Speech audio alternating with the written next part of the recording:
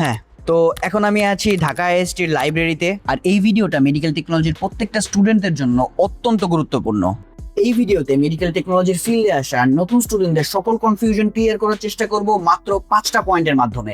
ওকে, প্রথমে আমরা জানবো as a medical technology student হিসেবে আপনাকে কি কি পদ্ধতিতে পড়ালেখা করতে হবে। 2 নম্বর পয়েন্টে আমরা জানবো আমরা আসলে কি কি বই পড়বো, এবং 3 নম্বর পয়েন্টে আমরা জানবো যে আমরা বইগুলো থেকে কিভাবে কোন কোন পদ্ধতিতে নোট করব। 4 নম্বর পয়েন্টে আমরা কিভাবে এক্সাম প্রিপারেশন নিতে হয় এই বিষয়ে কথা বলবো, এবং ফাইনালি 5 নম্বর পয়েন্টে আমরা জানবো একজন মেডিকেল টেকনোলজির নতুন স্টুডেন্ট হিসেবে আমাদের স্পেশালি কোন কোন দিকটার উপরে খেয়াল রাখতে হবে। তো ভিডিও শেষে আইএসটি ফার্স্ট ইয়ারের স্টুডেন্টদের জন্য মেডিকিউজের পক্ষ থেকে থাকতেছে স্পেশাল একটা নিউজ, তো ভিডিওটা না টেনে শেষ পর্যন্ত দেখো। 1 নম্বর পয়েন্ট হচ্ছে যে আমরা কি পদ্ধতিতে পড়ালেখা করব। মেডিকেল টেকনোলজি ফিল্ডে আসার পরে আমাদের সবথেকে বড় বেগ পোহাতে হয় যে আমরা এতদিন এসএসসি অর্থাৎ স্ট্যান্ডার্ড কারিকুলামের মধ্যে পড়ালেখা করে এসে হঠাৎ করে মেডিকেল লাইনে আসাতে আমাদের এই সেক্টরটা সম্পর্কে খুব বেশি ধারণা থাকে না, তাই আমরা জানিই না যে কিভাবে পড়তে হয়। আমরা হয়তো আগের মতো সৃজনশীলের মতো পড়তে চাই, আমরা হয়তো গণহারে মুখস্থ করতে চাই, বাট কোনোটা দিয়েই আমরা খুব ভালোভাবে গুছায় উঠতে পারি না। কিভাবে পড়তে হবে এটা একটু জটিল এবং টেকনিক্যাল বিষয়, সবাই একটু মনোযোগ দিয়ে শুনবা। পড়ালেখার শুরুতেই আমাদেরকে মাথায় রাখতে হবে যে স্যাররা যা বলতেছে তা আমরা বুঝতেছি কিনা, অর্থাৎ স্যাররা বিভিন্ন নতুন শব্দ ব্যবহার করে আমাদের সামনে যা কিনা আমরা বুঝেই উঠতে পারি না। এই জন্য আমাদের সর্বপ্রথম দায়িত্ব হলো অ্যানাটমি এবং ফিজিওলজির বেসিক টার্মিনোলজিগুলো জানা। কেননা ধরো স্যার থোরাক্স পড়াচ্ছে এবং বারবার থোরাক্স থোরাক্স বলতেছে, thoracic cavity, thoracic ribs, thoracic vertebra, কিন্তু তুমি জানোই না যে আসলে থোরাক্স জিনিসটা কি, তাহলে তো তুমি কোনো কিছুই বুঝতে পারবা না যে স্যার আসলে কি পড়াচ্ছে। তাই সবার প্রথমে আমাদের বেসিক টার্মিনোলজিগুলো জানতে হবে, এরপরেই আমাদের নজর দিতে হবে আমাদের পরীক্ষায় কি আসে এবং আমরা আমাদের জ্ঞান চর্চার জন্য ঠিক কতটুকু পড়ালেখা করব। আচ্ছা, মেডিকেল ফিল্ডে জ্ঞান চর্চার কোনো লিমিট নাই। আমার পিছনে এই যে এতগুলো বই দেখতেছো, এগুলো সব কিন্তু মেডিকেল টেকনোলজির বই না। এখানে ডাক্তারদেরও বই আছে, নার্সদেরও বই আছে, কেয়ার গিভারদেরও বই আছে।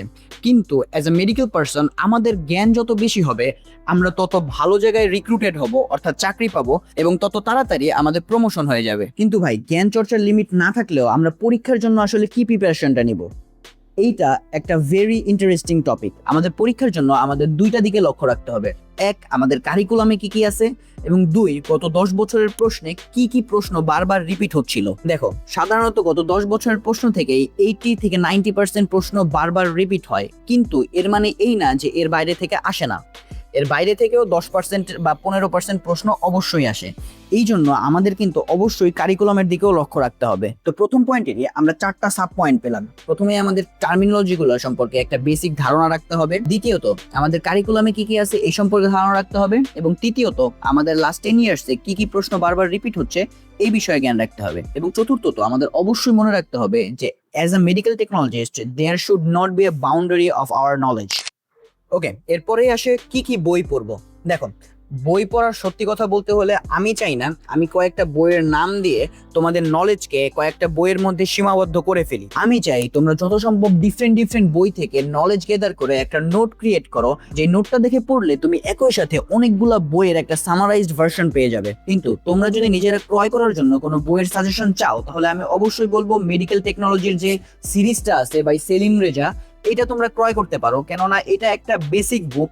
কিন্তু আমি চাই না তোমাদের নলেজে একটা বইয়ের মধ্যে সীমাবদ্ধ থাক। আমি চাই তোমরা লাইব্রেরির অনেক বই দেখে একটা সামারাইজড নোট ক্রিয়েট করো নিজের জন্য। 3 নম্বরে আসে কিভাবে নোট করব। এটা একটা ইম্পর্টেন্ট বিষয় as a medical technology student. সবাই একটু নোটটাকে মনোযোগ দিয়ে শুনুন। আমাদের প্রত্যেক সাবজেক্টের 2টা করে খাতা রাখতে হবে। একটা খাতা হবে কলেজ থেকে যা জ্ঞান দেয় সব জ্ঞানকে একত্রিত করার খাতা, অর্থাৎ কলেজে যা যা পড়াবে, সেটা টিউটোরিয়াল ক্লাস হোক, সেটা প্র্যাকটিক্যাল ক্লাস হোক, সেটা লেকচার ক্লাস হোক, যে যা পড়াবে ডেট দিয়ে, স্যার ম্যামের নাম দিয়ে, টপিকের নাম দিয়ে সব তুলে নিয়ে আসবা। এবং আরেকটা খাতার কাজ হবে বেশি ইম্পর্টেন্ট। ওই 2 নম্বর খাতায় ওই সাবজেক্টের ওই টপিকগুলো সম্পর্কে লাস্ট 10 বছরে কি কি প্রশ্ন আসছে এবং লাস্ট 10 বছরে কি কি এমসিকিউ আসছে, এই সব কিছু সলভ করা থাকবে। যখন তুমি একই সাথে 2টা খাতা কন্টিনিউ করবা, তখন তুমি এটাও জানতে পারবা যে ক্লাসের স্যার ম্যাডামরা কি পড়াচ্ছে, কতটুকু পড়াচ্ছে, এবং তারা কি কি বিষয়ে ভাইভাতে প্রশ্ন করতে পারে, এবং অ্যাজ ওয়েল অ্যাজ অন্য খাতা থেকে তুমি জানতে পারবা যে তোমার লাস্ট 10 বছরে কি কি প্রশ্ন আসছে এবং এই প্রশ্নগুলো কতটা গুরুত্বপূর্ণ তোমার পরীক্ষার জন্য। ওকে, এরপরে আসে এক্সাম প্রিপারেশন। আমরা কিভাবে এক্সামের জন্য প্রিপেয়ার্ড হব। আমাদের কিন্তু মূলত 2 ধরনের পরীক্ষা হয়, একটা হচ্ছে ভাইভা এবং একটা হচ্ছে রিটেন।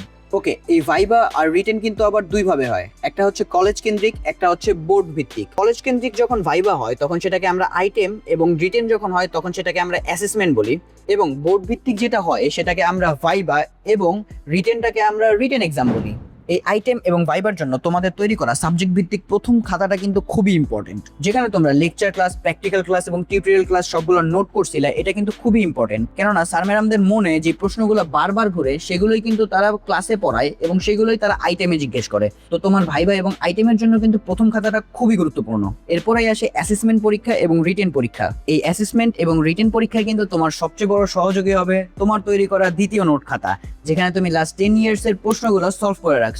বিশ্বাস করো, লাস্ট 10 ইয়ার্স এর প্রশ্ন যদি তুমি কমপ্লিটলি ক্লিয়ার করতে পারো, তোমার 90% পড়ালেখা ওইখান থেকে কমন আসবে, এবং ওই 90% প্রশ্ন যদি তুমি ঠিকমতো ইউটিলাইজ করতে পারো, তুমি একটা ভালো রেজাল্ট করবা, এটা sure. 5 number point, special suggestion. তোমরা মেডিকেল টেকনোলজি স্টুডেন্ট, তোমরা মেডিকেল টেকনোলজিতে পড়ালেখা করতে আসছো, এবং তোমাদের ঘাড়ে দেশের ভবিষ্যৎ স্বাস্থ্য ব্যবস্থার একটা বড় দায়িত্ব থাকবে, এবং এই দায়িত্বটা মোটেই সহজ নয়। তোমার একটা ভুল রিপোর্ট একটা মানুষের জীবন নিতে পারে, তোমার একটা ভুল থেরাপি একজন মানুষকে প্যারালাইজ করে দিতে পারে, তোমার একটা ভুল সিদ্ধান্ত একটা পরিবারকে ধ্বংস করে দিতে পারে। তাই এই কাজটা কিন্তু মোটেই সহজ নয়। তোমাদের রেগুলার ক্লাসগুলোতে স্যার ম্যাডামরা যে লেকচার দেন, এগুলো আসলে বেশিরভাগই আসে তাদের বাস্তব অভিজ্ঞতা থেকে, এবং এই বাস্তব অভিজ্ঞতা এবং টেক্সট বুক নলেজের মিশ্রণে কিন্তু তুমি একজন ভালো মেডিকেল টেকনোলজিস্ট হয়ে উঠবে। আবার অন্যদিকে আমাদের কিন্তু 60%-এ পাস, এবং 60% তোলা কিন্তু মোটেই মুখের কোনো বিষয় না। তুমি যে উল্টাপাল্টা লিখে দিয়ে আসবা, খাতা ভরে রেখে আসবা, এই উল্টাপাল্টা কাজ করে কিন্তু কখনোই পাস করা সম্ভব না। তো অ্যাজ এ সিনিয়র আমি তোমাদেরকে এটাই সাজেস্ট করবো যে কখনোই কোনো ক্লাস,